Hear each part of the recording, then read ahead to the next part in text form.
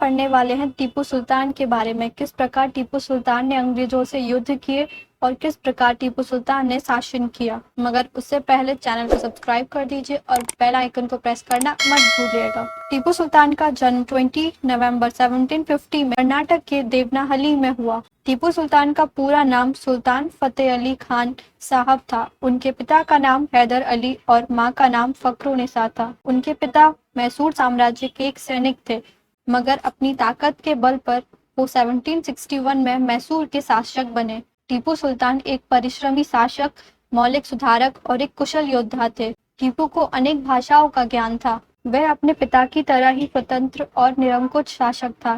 टीपू सुल्तान राम नाम की अंगूठी पहना करते थे। आइए बात करते हैं टीपू सुल्तान के कार्यकाल के बारे में। टीपू सुल्तान ने काफी कम उम्र से अपने पिता से युद्ध एवं राजनीति सीखना आरंभ कर दिया था। उन्होंने 15 साल की उम्र से उनके पिता के साथ जंग में हिस्सा लेने की शुरुआत कर दी थी।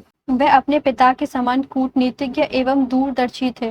प्रजा की तकलीफों का उसे हमेशा ध्यान रहता था। टीपू सुल्तान ने गद्दी पर बैठते ही मैसूर को मुस्लिम राज्य घोषित कर दिया। टीपू सुल्तान को मैसूर का शेर भी कहा जाता है। इसके पीछे भी एक कहानी है। वह अपने एक फ्रांसीसी दोस्त के साथ जंगल में शिकार करने गए थे और तभी एक शेर ने उन पर हमला कर दिया और उन्होंने जुगत लगाकर तेजी से कटार से शेर को मार दिया। उसने लाखों हिंदुओं का धर्म परिवर्तन कर मुसलमान बना दिया था। टीपू सुल्तान ने अपने आसपास की चीजों का इस्लामीकरण किया। टीपू सुल्तान जब 15 वर्ष के थे तब उनके पास सिर्फ 2000 सैनिक थे, लेकिन अपने साहस और कूटनीति के बल पर उन्होंने मालाबार की बड़ी सेना को हरा दिया था। टीपू सुल्तान एक मुस्लिम शासक होने के बावजूद उन्होंने कई मंदिरों में तोहफे पेश किए। जैसे श्रीरंगपट्टन के श्रीरंग यानी रंगनाथ मंदिर को टीपू ने 7 चांदी के कप और एक रजत कपूर ज्वालिक पेश किया। दूसरा, ननजदुर्ग के श्रीकांतेश्वर मंदिर में टीपू का दिया हुआ एक रत्न जड़ित कप भी है। ब्रितानी सरकार के अधिकारी और लेखक विलियम स्लोगर ने अपनी किताब मालाबार मैनुअल में लिखा है कि टीपू सुल्तान ने किस प्रकार अपने 30,000 सैनिकों के दल के साथ कालीकाट में तबाही मचा दी थी। टीपू सुल्तान हाथी पर सवार था और उसके पीछे विशाल सेना चल रही थी। उसकी हुकूमत के लिए बच्चों, महिलाओं और पुरुषों को सरेआम फांसी पर लटका दिया था। अब बात करते हैं टीपू सुल्तान के तृतीय मैसूर युद्ध की। तृतीय मैसूर युद्ध 1790 से 1792 तक लड़ा गया। इस युद्ध में 3 संघर्ष हुए। 1719 में 3 सेनाएं मैसूर की ओर बढ़ी। उन्होंने डिंडिगल, कोयम्बटूर तथा पालघाट पर अधिकार कर लिया। फिर भी उनको टीपू के प्रबल प्रतिरोध के कारण कोई महत्व की विजय प्राप्त न हो सकी। 1786 में लॉर्ड कॉर्नवालिस भारत का गवर्नर जनरल बना। वह भारतीय राज्यों के आंतरिक मामलों में समर्थ नहीं था, लेकिन उस समय की परिस्थिति को देखते हुए उसे हस्तक्षेप करना पड़ा। क्योंकि टीपू सुल्तान उसका शत्रु था, इसलिए उसने निजाम के साथ संधि कर ली। लॉर्ड कॉर्नवालिस ने दिसंबर 1719 में प्रारंभ हुए अभियान का नेतृत्व अपने हाथों में ले लिया। वेल्लोर और अंबर की ओर बढ़ते हुए वॉइस ने मार्च 1791 में बंगाल पर अधिकार कर लिया था और राजधानी रंगपट्टम की ओर बढ़ा। लेकिन टीपू की रणकुशलता और भूध्वंसक नीति के कारण अंग्रेजों को कुछ भी हासिल नहीं हो सका। लॉर्ड कॉर्नवालिस जानता था कि उसके लिए टीपू के साथ युद्ध अनिवार्य है, इसलिए वह महान शक्तियों के साथ मित्रता स्थापित करना चाहता था। उसने निजाम और मराठा के साथ मिलकर एक संधि कायम की और इस तरह तीसरे मैसूर युद्ध की शुरुआत हुई। मार्च 1792 में श्रीरंगपट्टन की संधि के साथ युद्ध समाप्त हुआ। टीपू ने अपने राज्य का आधा हिस्सा और 30 लाख पाउंड अंग्रेजों को दिया। कुछ हिस्सा निजाम और मराठाओं को मिला। टीपू सुल्तान के राज्य की सीमा तंगभद्रा तक चली गई। बचे हुए हिस्सों पर अंग्रेजों का अधिकार रहा। टीपू सुल्तान को इस युद्ध में भारी क्षति उठानी पड़ी।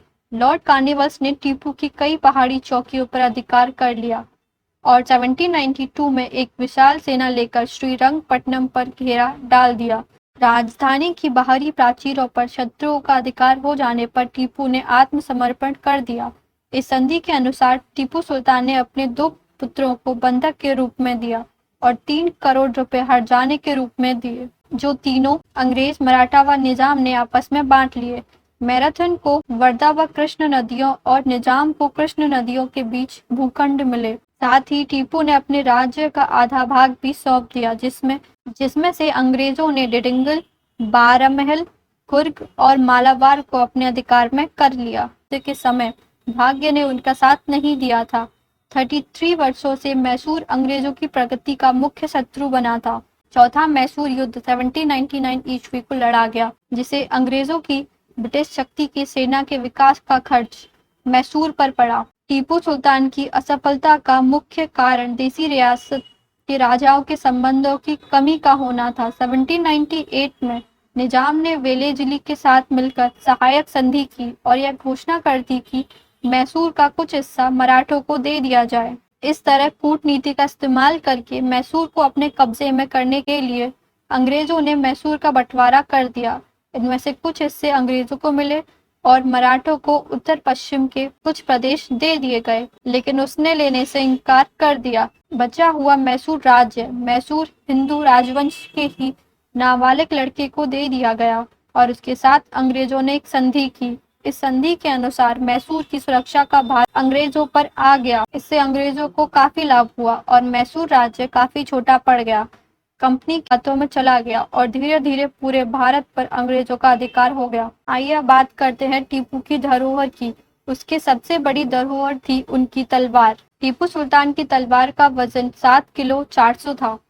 उनकी तलवार पर रत्न जड़ित बाग बना हुआ है। वही इस तलवार की कीमत 21 करोड़ के लगभग आंकी गई है। टीपू सुल्तान के सभी हथियार अपने आप में कारीगरी का बेहतरीन उदाहरण है। टीपू सुल्तान की अंगूठी 18वीं सदी की सबसे विख्यात अंगूठी थी। उसका वजन 41.2 ग्राम था। उसकी नीलामी की कीमत लगभग 14,05,000 पाउंड यानी करीब 1,48,87,665 रुपए में हुई।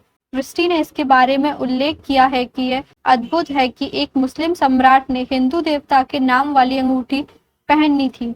टीपू सुल्तान की राम नाम की अंगूठी को अंग्रेज उसके मरने के पश्चात ही अपने साथ ले गए। तो दोस्तों, ये था टीपू सुल्तान का इतिहास। अगर आपको वीडियो पसंद आई हो तो वीडियो को लाइक कर दीजिए, चैनल को सब्सक्राइब कर दीजिए और बेल आइकन को प्रेस करना मत भूलिएगा। मिलेंगे अगले वीडियो में। नमस्कार।